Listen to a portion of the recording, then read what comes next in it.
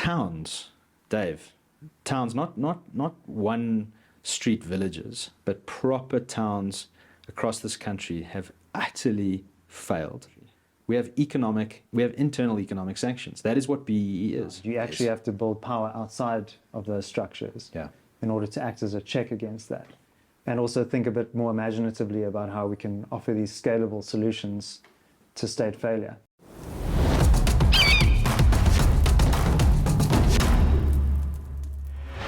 Russell Lamberti, thanks very much for joining us here at the Free Market Foundation. We want to talk about a lot of things, but foremost in our mind is the political economy of South Africa.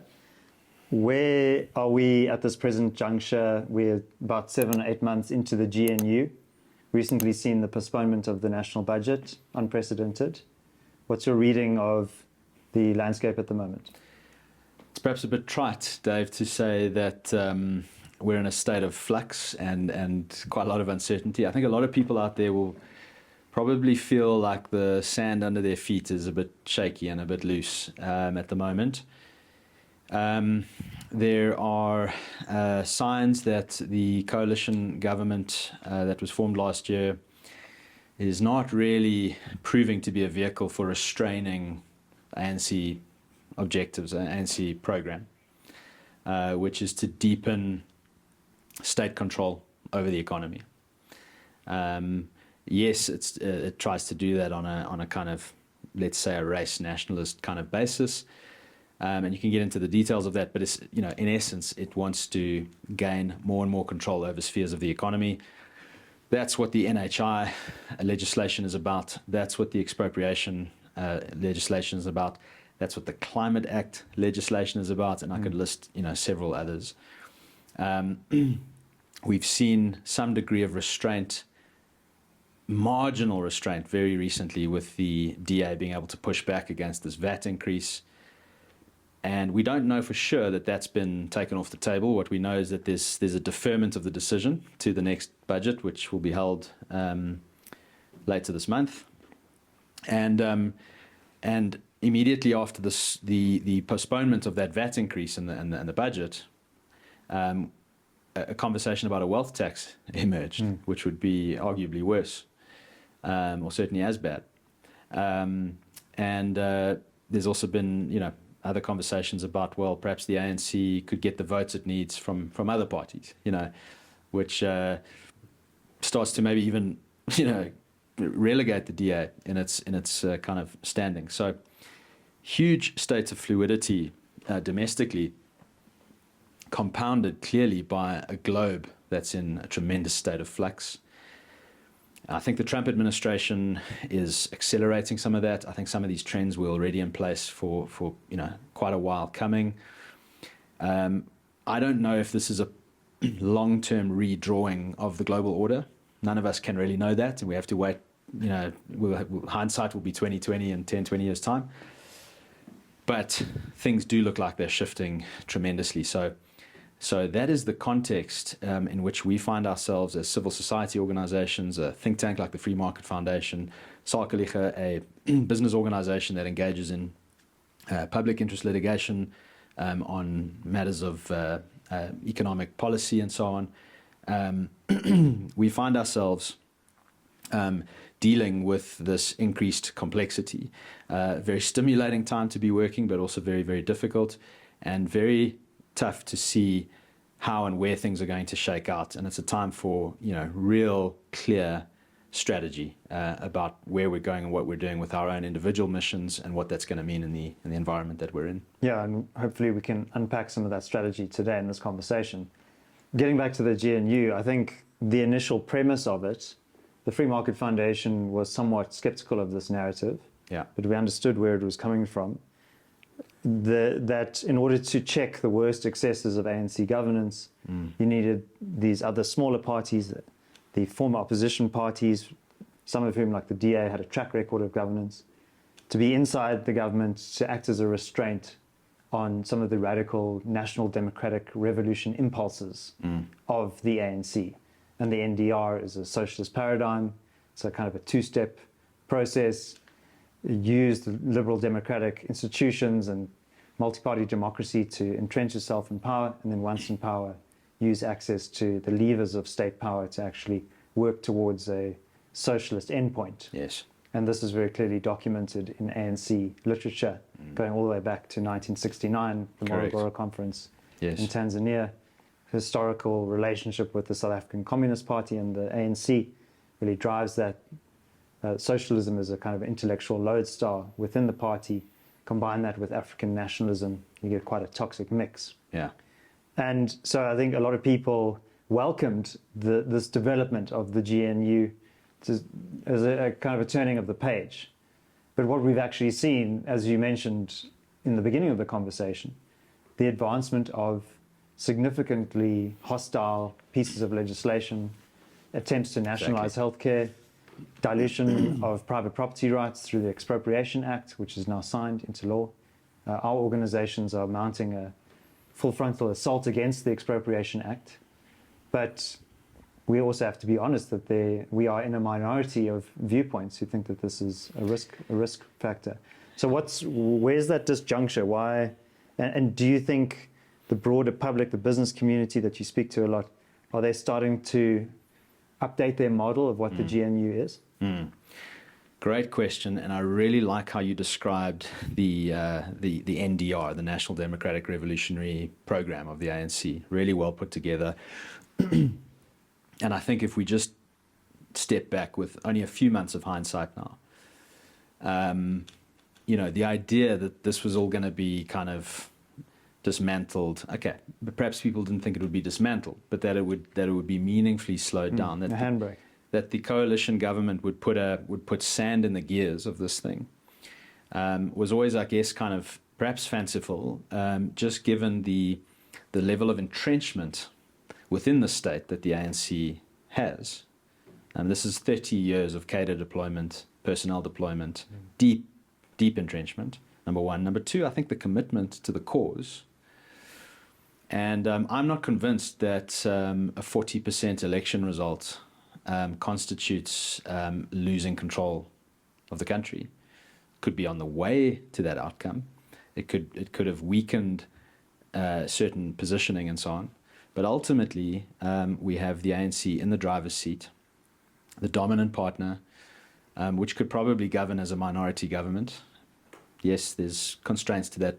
There's parliamentary kind of constraints to that. But on the whole, the evidence so far suggests that that in some quite real ways, this coalition government, rather than putting sand in the gears, is perhaps putting oil in the gears.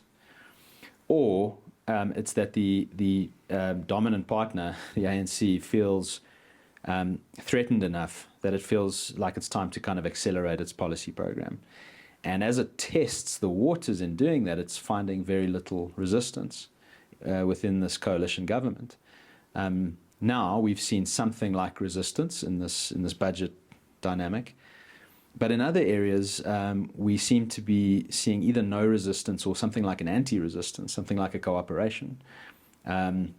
If we look at the agricultural sector, for example, the Minister of Agriculture, John Steenhuisen, appears to be continuing on from the policies of his predecessors.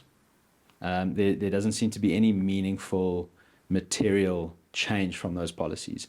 There certainly hasn't been a review of those policies. I mean, if you're taking over a ministry, and this is now the opposition political party coming in, you would think that you would say, we need to put everything on the table and review what has gone before. What is working, what's not working, what do the farmers want, what don't they want, and really kind of do a full-scale review. I don't think we've seen anything like that. And on paper, we've seen a continuation of the agri-BEE policies that were in place before the election. And what are those policies exactly? What conditions does that place on agricultural businesses? So there's a few policies that are being implemented already. And then there's a raft of plans and guidelines that are kind of sitting, waiting in the wings that the department intends to implement. That essentially, in their fullness, amount to an array of race-based licensing and concessions within agriculture. So within the agricultural sector, there's various licensing regimes. There's water licensing that, and that overlaps between different departments, the Department of Water and Agriculture. There's kind of these different overlapping licensing regimes. There's export and import licensing. There's a range of things, and then there's a range of kind of support that comes through various funds and levies and so on that gets dished out to various segments of the agricultural sector.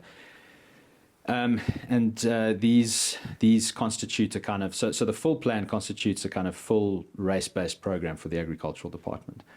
Now, it could be that the Minister of Agriculture would like to kind of, without de jure changing policy, maybe de facto intends to kind of ignore these plans and guidelines and just try and put them on ice and forestall them and walk this kind of tightrope between seemingly intending to follow through with them but never quite doing it, or just not overtly opposing them but also not implementing them. If that's the strategy, we certainly don't know about it, and we've given the minister a lot of opportunities to communicate that to us through very cordial kind of communications, private, personal communications to the department. So on the surface of it, it's an example where we're just seeing a continuation policy, and we need to see how that continues to shake out. But we were opposing, Sakeliga was opposing Agri-BE before the elections. We haven't seen a meaningful change in the plans, the guidelines, the policies, and certainly what's been physically signed by the minister and by his DG is a continuation of Agri-BE, race-based import and export licensing for certain products, race-based transformation funds for certain crops and so on. So, this is just an example of where we're not seeing meaningful change. We were opposing it before the election. We're going to continue to oppose it after the election. So that's kind of just some thoughts on how we see this. It's a long answer because what you drove to in your question was, are we seeing businesses starting to reevaluate the coalition government?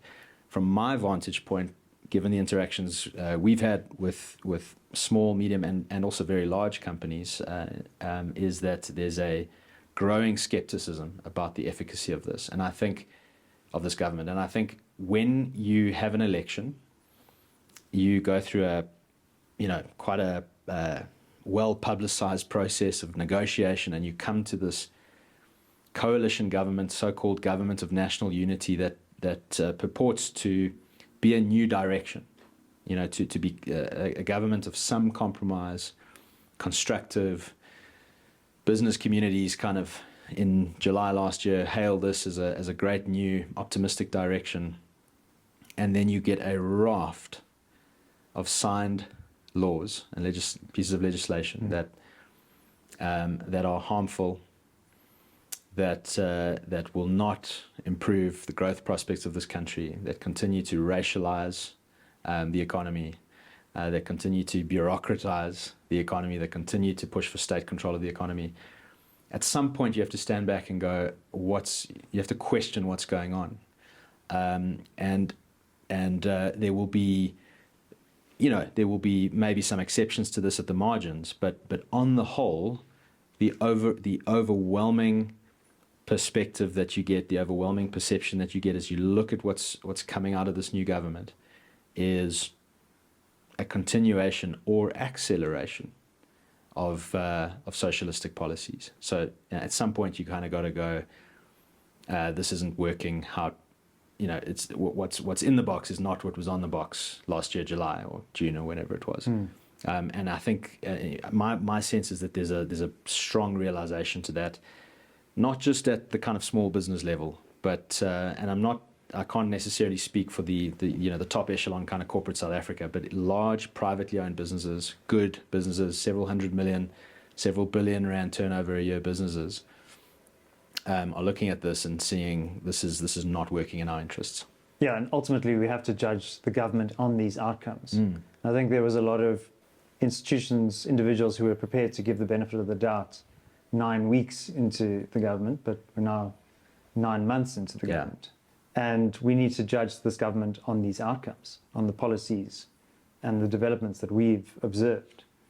What have you observed? Yeah, I think in short, David, these a government will continue to ask for more time very often. But 9 months is quite a substantial amount of time. We're pushing towards a year, the first year of this new government. Some deep reforms do take time, and in many ways we actually, as Sakeliga, have understanding for and even some patience for that. But what we are looking for is constructive engagement and signs that they're not just going with the flow. And something you brought up was the degree to which this is a government that, electors didn't put people into this coalition government to go with the program. And at the moment, just the evidence suggests that the minor parties in this coalition are going with the program and offering a defense of the core ANC program. And I think that's disappointing. And I think I think civil society organizations and voters are well within their rights to be pushing back on this and saying this is not what we signed up for. And all of this politics doesn't happen in a vacuum. There's also a broader macroeconomic picture, both domestic and global, which acts as a centrifugal force on South Africa. So we've seen this budget, and it was halted at the last minute, ostensibly around this VAT increase.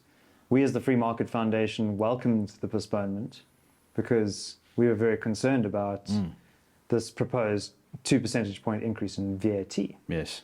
But what we want is a lower tax burden in general, right? So actually VAT in some respects is a more equitable form of taxation compared to others. Like it's already too high though. Yeah.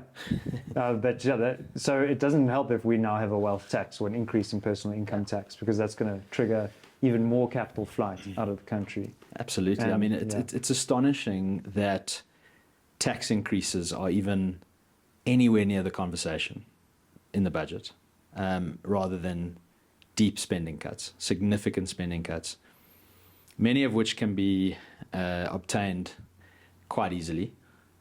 Many of which can be obtained through just doing away with known highly inefficient procurement processes and policies. Another component of BE. Yes. Now, of course, scrapping these things hurt certain very narrow private interests, and those are the interests that are dictating the direction of the budget. This is not a public interest budget. Regardless of the VAT decision, by the way. The VAT, all the taxes can stay the same. If the spending is not cut, this is a budget that is against the public interest. It's a private interest budget. The minimum level of spending reduction that we need to start seeing in the budget, absolute bare minimum level, is of the order of 100 to 200 billion rand. We're currently running roughly 300 billion rand a year deficits, give or take. That means you rack up 1 trillion rand of new public debt every 3 years. So fiddling with little tax tweaks here and there, and I see that the DA shadow finance minister has come out showing how 60 billion rands worth of cuts could be achieved. That's welcome, but that actually doesn't meet my threshold for seriousness. These are massive deficits that are sinking this country into enormous levels and dangerous levels, financially irresponsible levels of public debt that have future ramifications for financial sector stability, the stability of the banking sector, interest rate stability, currency stability, all these sorts of things.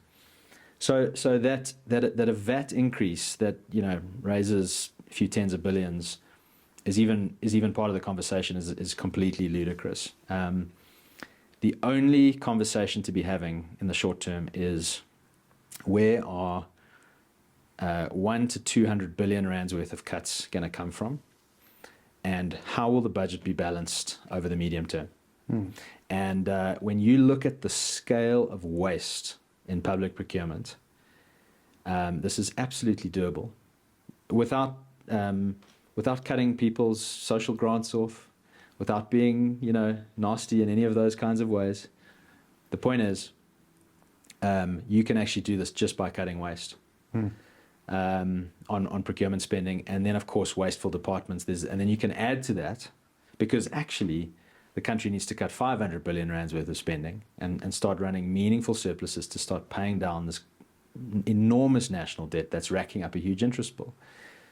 If the conversation is not somewhere in this zone, we're just not taking the budget seriously, and we're just continuing to kind of sleepwalk into the abyss here. And it won't happen overnight. It doesn't necessarily happen next year, but we know that this is an unsustainable trajectory that puts this country into a more and more precarious financial and economic position. That's the bottom line. And so again, getting back to this coalition government, that's, is it working or is it not working? Having some success on deferring for now, we don't know if it's actually scrapped. This VAT increase is barely scratching the surface of the kind of pushback that we need on the budget. Yeah, and if they don't succeed in pushing back there, I think that sends a very clear signal. Absolutely. That the DA is a doormat in the GNU. Yeah. It's not doing nearly enough. Correct. And obviously, I think it's just worth reinforcing that these are significant fiscal pressures that this is fiscal cliff territory that we're talking about. I mean, a 76% debt to GDP ratio. Some of the members of the government, of the ruling party and of the government, are saying that South Africa is running out of, or has run out of, borrowing capacity. Now that's quite an explosive statement to say about the budget, but they are using essentially those kinds of words. And I suspect, I can't know this for sure, but I suspect that the large institutions and the large banks, who are the primary funders of the government, they are the primary lenders and buyers of bonds, certainly in the primary market, but even in terms of the pension funds who hold the bonds, both domestic and offshore, I think are probably having behind closed doors very, very serious conversations with the government, saying, guys, we are not absorbing more bonds. You are emitting already too many bonds, 300 billion rands worth of bonds, new bonds every year, in addition to the old bonds that are coming due and having to maturing and having to be rolled over again.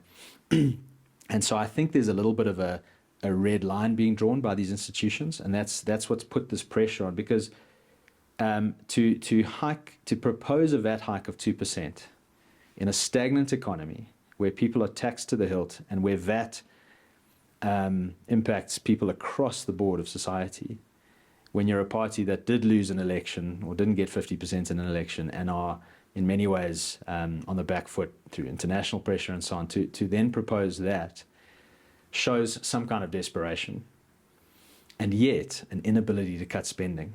And that just shows you how strong those vested private interests are in that procurement structure. And it wasn't only the DA that was objecting to the VAT increase, it was also the trade unions. Exactly. And that's a significant vested interest. Yeah. The DA has a Minister of Education. She might be a competent woman, might be making some adjustments on the margins, but if you don't address the power of SADTU, the South African Democratic Teachers Union, you're going to get the same outcomes that we've experienced over the last decades in education. Yeah.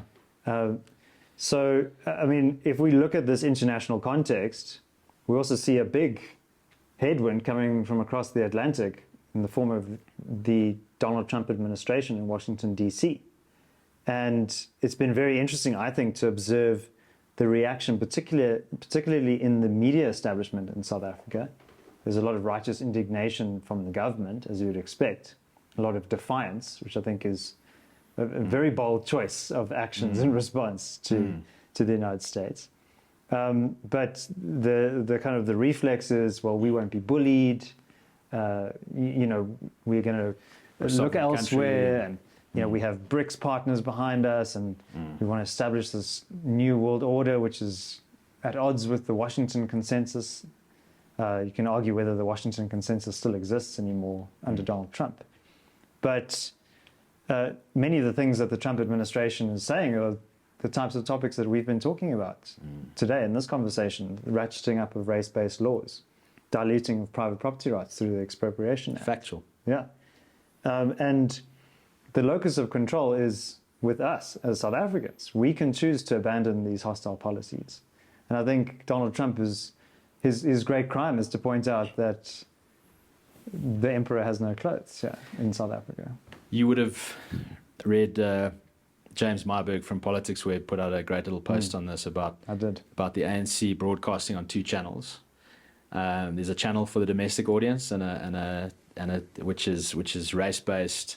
It's about the need for ongoing and endless kind of supposed redress, but really it's a kind of national democratic revolution broadcast. And then channel 2 is for the rest of the world, which is we're a constitutional democracy. We respect property rights. We don't have race-based discrimination. All this kind of stuff. And James kind of pointed out the Trump administration is dialed now into channel 1. It's seeing the truth, and there's a lot of people, both within and outside the government domestically, that just really resent the outside world dialing into channel 1 and seeing the South African story for what it is, a dysfunctional economy. People talk about 1% growth. That's actually not true. This is a stagnant economy that falls in per capita terms and has fallen in per capita terms for a decade and a half. Yeah, if you're not growing, you're going backwards. In dollar terms, global purchasing power terms, even further backwards. Totally dysfunctional state-owned enterprises. Towns, Dave, not one street villages, but proper towns across this country have utterly failed. We're talking economies that have perhaps dropped in half, maybe more, maybe by 2/3 to 70%. Just the disappearance. I mean, I'm talking in the worst case scenarios, but just infrastructure gone, businesses vacated, municipal governments unfunded and totally dysfunctional, gangsterism moving into these vacuums.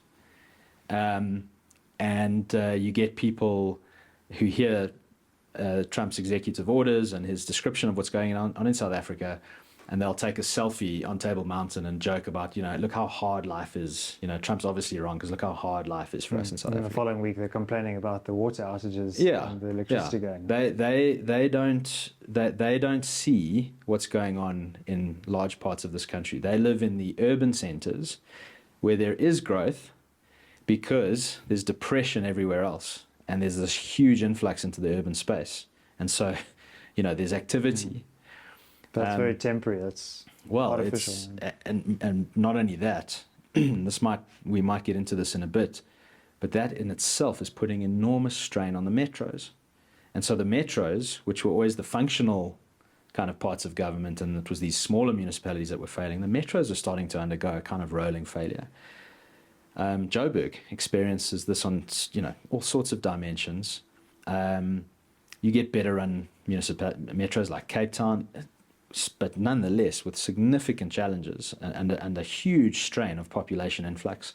Same with Durban, same with Pretoria, same with the East Rand, and so on. So it's just been incredible to see that kind of backlash, and I think there's something kind of emotive and guttural there, where people don't like that the story is unraveling. The reality's unraveled a while back, and now the story's unraveling, and there's a kind of cognitive dissonance there and a wrestling with that. And they don't like it that it's coming from someone that they don't like. They might not like Mr. Trump, and so they don't like the message. But the message is undeniable, and we know that because that's actually very much common knowledge domestically. But somehow when foreigners say it, then we kind of get defensive, and that's been interesting to see. Perhaps to some extent that's a natural kind of nationalistic, civic nationalism that's happening.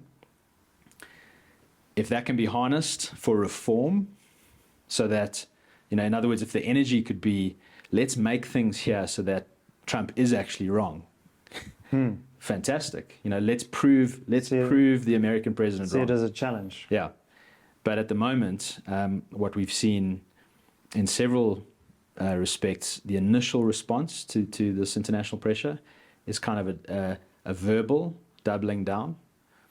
We've seen the signing recently of the Expropriation Act. the proposed introduction of all kinds of new ancillary policies to that will undermine property rights, and several other things going on. We are seeing an escalation of what we call the third wave of BEE. We've got an explainer video on that, so we don't have to get too much into the weeds on that now. We can point people to that in the description perhaps. But this is what's going on. And so to say that this is kind of misinformation, this is the big word that's being thrown around at the moment. This is all misinformation. Is I think completely bogus. And we have to recognize that this international recognition, this international dialing into channel one, it might not feel so nice, but it's very healthy and it's very important. And I think we can rail against the reality of what Donald Trump is doing in Washington. That doesn't change the reality itself. Yeah. We need to choose our response. And I think particularly the erstwhile opposition are missing a huge opportunity here to leverage that global attention to their advantage. Pushing back against things like expropriation without compensation. Our organizations are doing that through litigation and other efforts. Yeah. But the political response needs to be there as well. Yeah, if I could quickly just say on this, it's almost like this, it's like we're still living in the delusion of the triumph of like moral politic over realpolitik. The American president might offend our sensibilities, or we tell ourselves a particular story about the world, and the story we've told ourselves about the world is that we actually all get along, and all our differences are imaginary, and we just we have this this wonderful constitutional democracy to mediate all these things, and it's the best constitution in the world, and all this kind of stuff. And realpolitik comes along and says, actually, we've got real interests. The world is the world map is a map of real competing interests, and even within South Africa, it's a map of competing interests. We don't just accept not being issued a license to operate because of the color of our skin. That's directly against someone's vital economic interests. That's internal sanctions. That's internal economic warfare. It's not just red tape that kind of slows you down and makes you. I mean, it's fascinating. People complaining about AGOA, that it might be withdrawn. That the Trump administration could be so diabolical as to kind of withdraw this. Firstly, as if South Africa is a paragon of free trade. I mean, we are not. The Department of Trade and Industry runs a labyrinthine kind of tariff system. Okay, and it's through ITAC and other. Yeah, and it's all based on kind of some spreadsheet that they've got there, and it's central planning deluxe. It's number one. Number two, we run economic sanctions internally in this country. We have internal economic sanctions. That is what BEE is. It's a denying of trade opportunities on the basis of some metric. And the withholding of licensing that we're seeing in the third wave of BEE is the most extreme form of those sanctions. So the ironies here kind of present themselves. There's this sense of, how could we be sanctioned, and how could we have these privileges withdrawn? When that's precisely what's going on internally, and precisely the policies that the Americans are looking at and saying, fix that, and then there won't be a problem. And this is supposedly now an attack on sovereignty and so on. No. This is called international relations, and it's time to get real. Yeah, I mean, I think a very good example of the response, the Minister of Minerals and Mining, Gwede Mantashe, he said, well, if America's going to play this game, we're going to withhold our minerals. But it's not really his minerals to withhold. I mean, it's private capital that would be bearing the burden of that. And also, we've undermined our own national interest. The best form of foreign policy is domestic policy, a strong domestic policy. And so through second wave BEE and now the third wave, we've put all of these regulatory burdens on miners to the extent that it's no longer profitable to do business in this country. Ironically, David, that makes the threat of withholding minerals less potent than it was 30 years ago, because our mineral output in this country has absolutely plummeted down global rankings. Barring one or two kind of niche, metals that we have in relative abundance here, you can get your minerals from many other suppliers. But even more basic than that, withholding minerals, I mean, that doesn't benefit us. We turn minerals into foreign currency, and then we turn that foreign currency into appliances, goods, services, supplies for manufacturing industries and medical technology industries, and so we need to be selling our minerals, and we need to be selling them to good partners at good prices, and that's what mature kind of statesmanship would actually look like. Now, we don't seem to have that at the moment. We don't seem to have a sense of mature statesmanship in relation to these sorts of threats, and that's concerning to me, because you're going to see America likely continue to flex its interests towards South Africa, and I do have a concern that there is going to be ongoing negative reactions to that, which is going to lead to a dialing up of that pressure, which could lead to a dialing up of negative reactions. And I can't say exactly where that's going to end and how that's going to go. That's a very complex dynamic.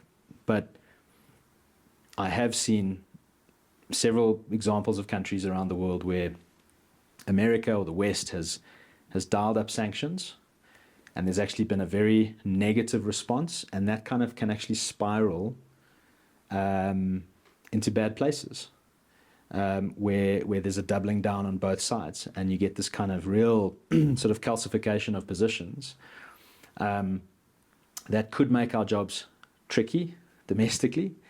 My feeling is that, at least for now, this is leading to a ramping up of pressure and a kind of an escalation of policy threats domestically. There might be a release valve for that at some point. Maybe the pressure gets dialed up enough from foreign dynamics to kind of cause a backing down. But I think that the work that we do, the work that you guys do, really is becoming incredibly and increasingly crucial in this time, because we do face a risk that a threatened government that's had no real bright light shone on it for very long reacts negatively and turns this country into its kind of own sort of personal harvesting fiefdom, actually doubles down on the policies and goes, well, okay, if we're going to get punished for BEE and we're going to lose this kind of access and it's done, let's just double down then. Let's go all in on that. Because what's the end game? Because we've seen countries like Zimbabwe, Venezuela go down this confiscatory socialist path, and they get isolated as a consequence, sanctions, etc. And then it feeds on itself. But it doesn't exactly create an environment for a flourishing of liberty. Certainly not. And those regimes turn inward and start to attack their opponents. In both those examples, and someone can nitpick that there are differences between South Africa and those countries, and that's certainly true. There are some institutional differences, and not everything's exactly the same. But in those two examples, you saw an incredibly negative response to that harsh reaction. Now, the counter to that might be, well, we're still going to put the harsh pressure on because we disagree with what you're doing. And let's not forget that it started with Chavez's socialism, his undermining of property rights, his nationalizations, his confiscations. Let's not forget that that's where it started. But where it can end is hyperinflation and total collapse, and we're not there. But this is precisely why this is the time for serious diplomatic efforts, both state to state, non-state to non-state, and non-state to state. Decentralized diplomacy is very much the order of the day. Yeah, I think Sakeliga is really ahead of the curve in that respect. I mean, your organization has engaged in diplomatic efforts with a variety of countries and also other organizations. But yeah, I think one of my concerns is that perhaps there's a general sense that the US relationship to South Africa is important, and that's shared by many South Africans in the agricultural space, manufacturing, what have you, but that perhaps the ANC doesn't value that relationship and is actually deliberately trying to sever that relationship. If you look at the decisions, who is appointed as the ambassador to the United States, what is the diplomatic posture that is taken towards the United States.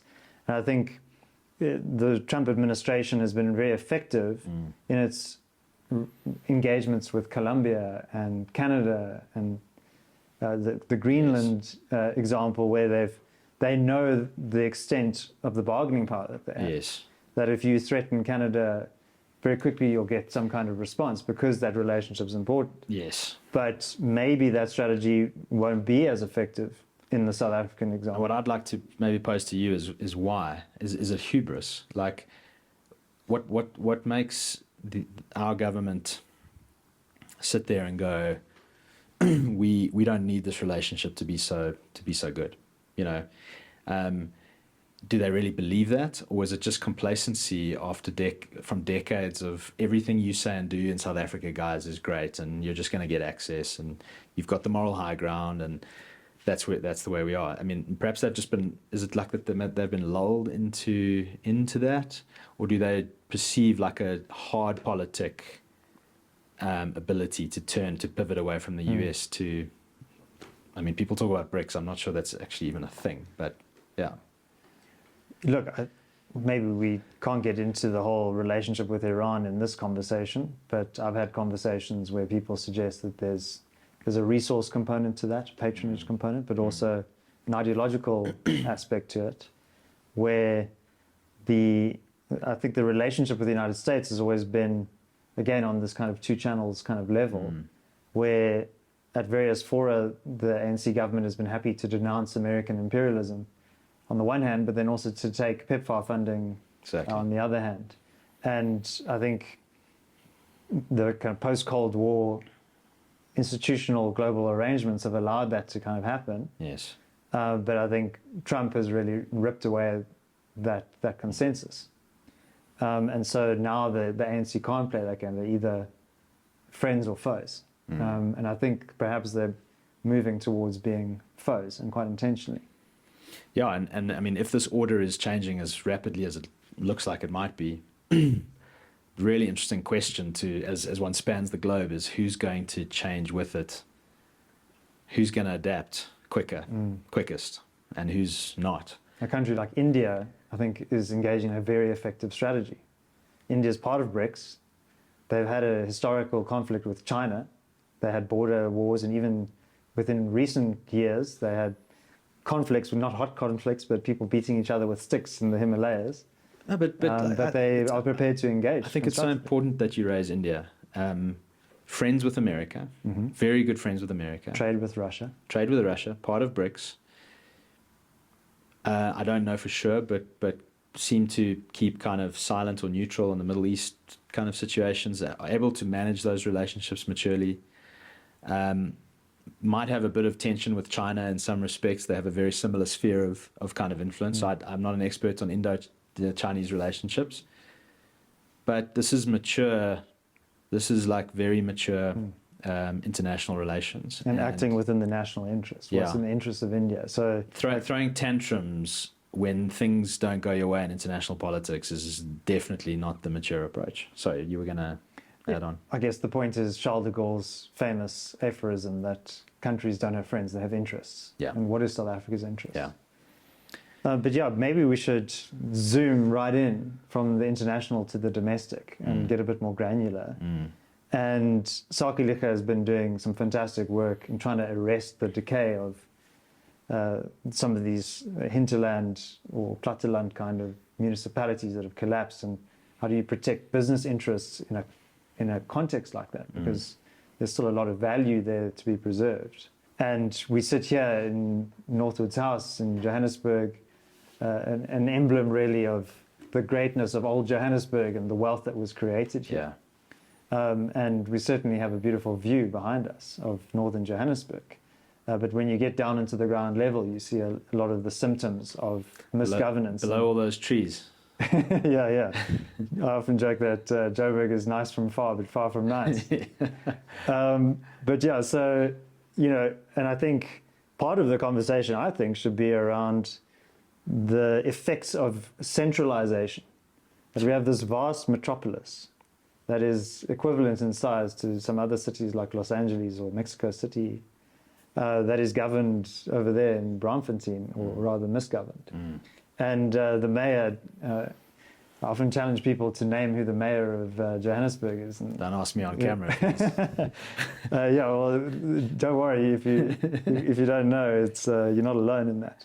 But he was refreshing in his honesty when he came to power. He said, "Listen, don't expect anything to change." I was grateful that he was upfront with the public. But now, my request to him is that can I please no longer pay you my rates anymore, because can we start trying to change something? Yeah.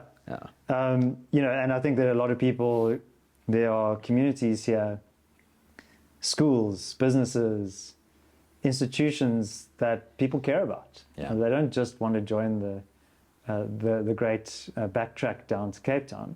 Their lives are here, and they want to see a city that flourishes. Yes. But part of that is about saying, okay, well, actually, let's be honest. Has this paradigm worked? The city of Joburg is only, as a political administrative unit, is only really about 25 years old. Yeah. The city itself is about 125 years old. Also young. Yeah. But it's very plural. It's very diverse. You know, regionally, geographically, and in terms of the different cultures that reside here. And so these neighborhoods, these communities, I think the only answer really should be that they should have more authority over their affairs. And so I'm a big proponent of actually splitting up the city of Johannesburg into smaller administrative units. Yes. But very importantly, that's not just a kind of a zoning question. They must actually have authority over rate collection and how those rates are spent. Otherwise, you're just going to get bureaucratic duplication, more costs. So I think we're starting to see the genesis of this in the city. We have initiatives like the Reimagine Randburg, for example, which has gone through serious service delivery problems. There are various security companies, ratepayers associations, community policing forums. A lot of people, civic-minded people who care about the city and want to kind of help to ameliorate some of the worst effects of the failure that's coming from the centre. But it's not just enough to kind of put band-aids everywhere. Yeah. You actually need to change the entire governance model, and I think the moment for that is upon us. I really love this direction of thinking, and of course, getting from here to there, there's hurdles. It's tricky. It's politically, difficult. There's a whole bunch of things, but the direction of thinking, I think, is spot on. We think of this concept at Sakeliga of the idea of you get centralized scale, and that's typically something like a central point of failure. So it's very scalable in many ways, but it's a central point of failure. Eskom's a good example of that in the energy space. And then you get kind of decentralized non-scale, okay? And that's like a solar panel on everyone's roof. It's decentralized, but that's not scalable. Everyone has to buy an individual unit of solar panel and battery and so on and rig it up, and it's very expensive, but it gives you some resilience.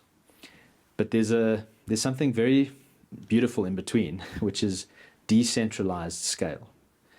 And in the energy space, that would look something like non-Eskom power stations around the country, with local grids, regional grids, connecting into provincial grids and so on, but you're still getting meaningful scale. A lot of what you see in a place like Joburg is some really good initiatives. You get people trying to fix the potholes in Parkhurst, and you get people trying to solve crime issues in Edenvale or in their little local place. And some of those are fantastic. A lot of them, though, constitute something like decentralized non-scale. So they're expensive, they're hard to replicate, and they create nodes of resilience. But I think, and so they must continue. But I would love to see something building up into something like decentralized scale. And I think that's what you're talking about. Kind of these administrative zones that start to really be able to, in a more decentralized way, repair, restore, and start fixing Joburg. But with enough scale. So Randburg, whatever you call Randburg, whatever you demarcate Randburg to be, it's going to be a few 100,000 people. At least, right? This is a big area, I don't know, a place like Edenvale and Eden Glen, or Bedford View, those sorts of areas, or you got areas in the south. These all constitute seriously big areas. So already they would actually be tricky disaggregations to manage. But we have this ridiculous situation under this new dispensation where we've created these metros that have the same population as a country like Small Denmark, countries, with virtually with very, very poor executive capability, no kind of revenue raising capability, or very little, let's put it that way, very ineffective. And so you have a dysfunctional group sitting in Braamfontein, trying to run an entity that's the size of Denmark, population-wise, and much more complex than Denmark, by the way, probably, because it's high density. It's not culturally homogenous. It's you've got major wealth disparities. Denmark's a very kind of income equal country. So the complexities of trying to run Joburg are enormous. So yes, we have to start reimagining what metro renewal looks like.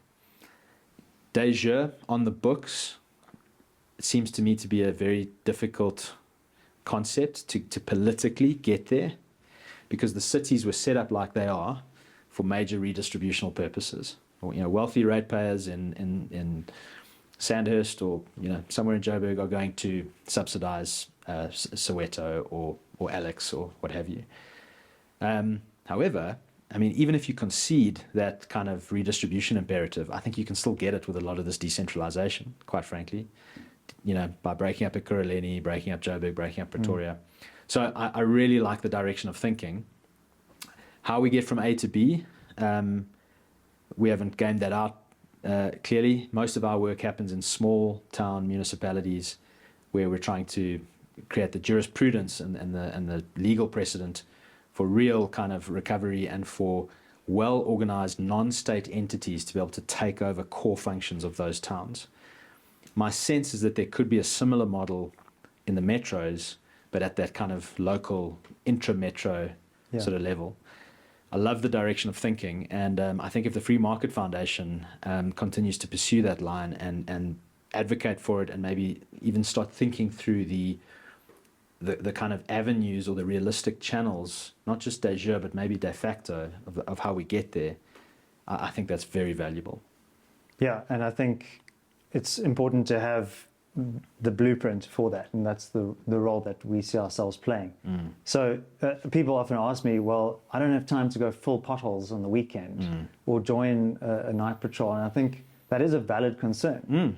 And as proponents of free markets, we believe in a division of labor. Correct. So part of that is embracing privatization as well as decentralization.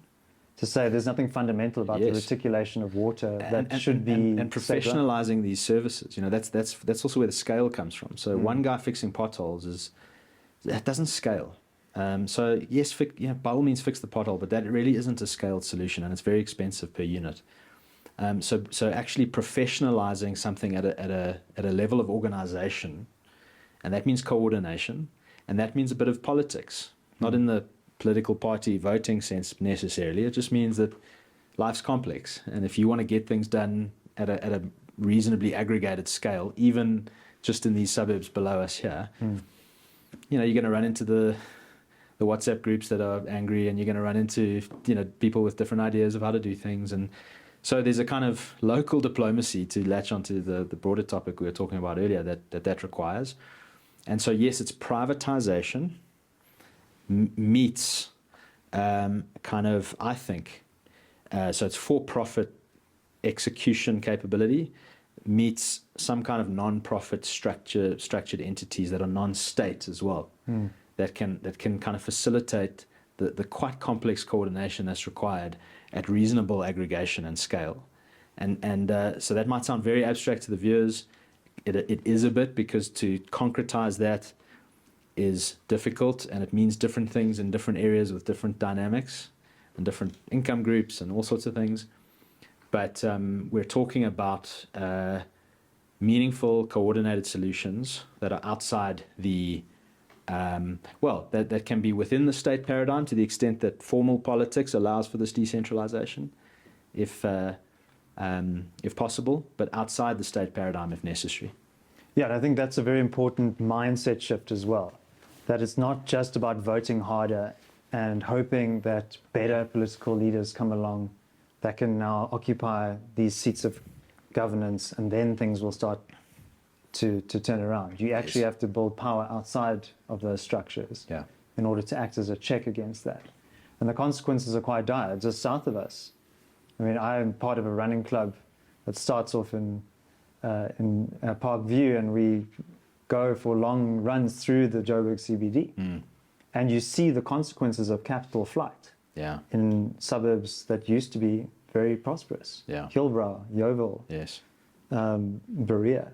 You know, these are places that once were hives of activity, and now you see many vacant buildings, hijacked buildings, dereliction. You know, and that is the consequence of not taking action. So I think we need to internalize the locus of control, and also think a bit more imaginatively about how we can offer these scalable solutions to state failure. Absolutely, and only footnotes I want to add to that is, and it really latches onto what you're saying, is when we talk about creating decentralized centers of power, influence, and leverage, so important, because the question comes down to if you try and solve a problem and someone else can come and stop you from doing it, you haven't amassed sufficient power to in turn say to them, no, actually we will solve this. You're out of jurisdiction here. That gets into grey and sticky and tricky areas around the law and so on, which is also why when we do a lot of this work in smaller towns, it's a two-pronged strategy.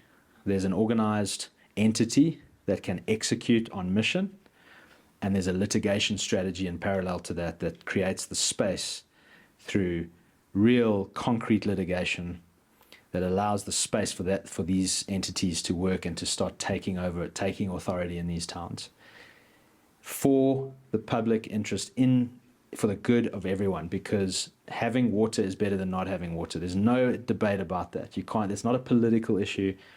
Solving these problems is better than not solving them. And so a good litigation strategy can work alongside a really hands-on kind of practical strategy. I think a lot of times we see a good, lots of chutzpah and gusto with the practical strategy. A lot of very active WhatsApp groups. Yeah, active WhatsApp groups, and even people getting on the ground and solving some physical, real things on the ground there. But I've also heard stories, and probably just a few hundred meters from here, where residents have tried to fix things, and the city has come and tried to stop them at their own expense from fixing things. And in this particular instance, this little group actually pushed back, got their own private security to kind of surround them while they literally fixed potholes in Joburg. So it was like a contest versus between the guys who wanted to fix the potholes and the guys who were saying, you're not allowed to, but we're also not going to do it.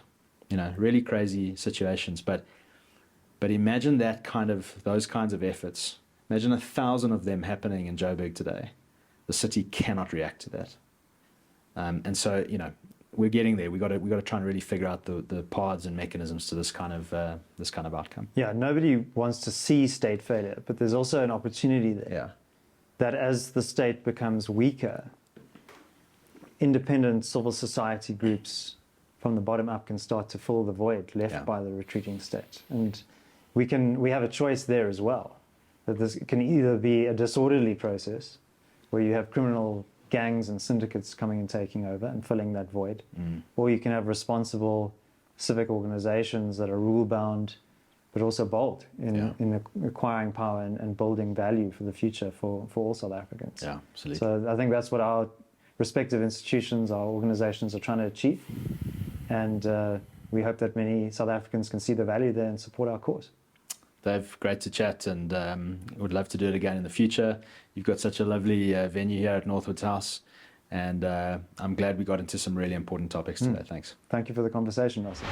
Thank you for watching this conversation between myself, David Ansara, and Russell Lamberti of Sakeliga. organizations like the Free Market Foundation, like Sakeliga, and other civil society groups are pushing back against hostile policy in defense of your freedom. If you value our work, please do contribute to the cause of the Free Market Foundation. There's a link in the description below where you can help us financially.